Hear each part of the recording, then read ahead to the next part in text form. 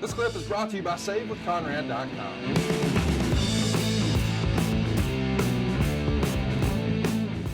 You mentioned Paul Heyman earlier and talk about how he's sitting there at the broadcast. He's fresh, on the creative side. ECW has closed down. Is he a big proponent of Jericho at this point? Are you hearing, him talk about Jericho and how big of a fan he is? Well, yeah. Well, I talked to Paul a lot because we were partners, and we'd sit out there in the afternoon on Mondays, go over the show and the talent and all that stuff.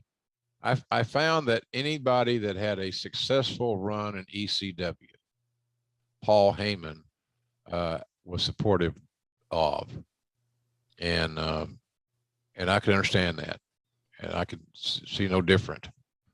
But also, Heyman's got a great eye for talent.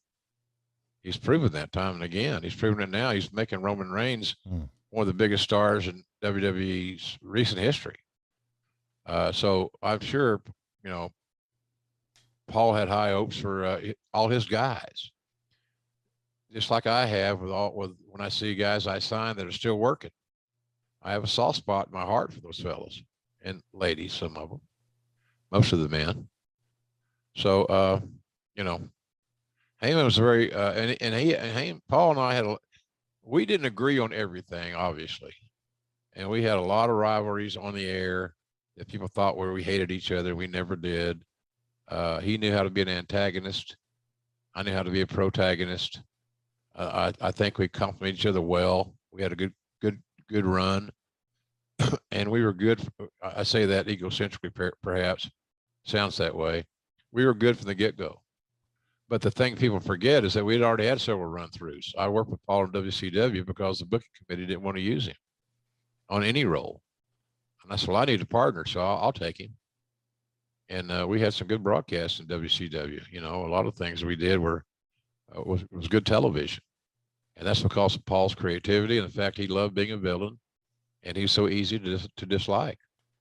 So I would say Paul, yes, was a big proponent of all those ECW guys, and all those guys we've talked about had a pass through. They were in ECW. They were Paul's guys for a while. Yeah. So he was fond of his guys like he should be. Again, 4 super talented guys just going at it for a strong match there. Just incredible, though, JR. It's a name I haven't heard much talked about on this podcast. This is around his debut after ECW closes. What was it about Justin that just didn't click with the WWF audience? He had substance abuse issues. Simple as that. And was running with the wrong crowd in the wrong lane. It was never anything about Justin's inability to work. He's an excellent worker, but he shot himself in the feet too many times to keep running. And I believe, if I'm not mistaken, he's clean and sober now. Yes. And which I think that's the biggest victory of all Fantastic. for him. Yeah. So always a good kid, lifelong fan. I got a lot of time for him.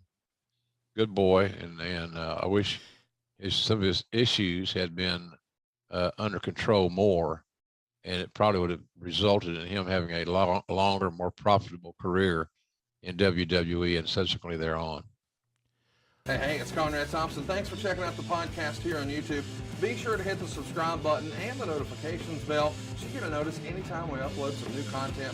And go save yourself some money right now. If you're in a 30-year loan or you have credit card debt, it's not a matter of if I can save you money. It's a matter of how much. Find out right now for free at SaveWithConrad.com.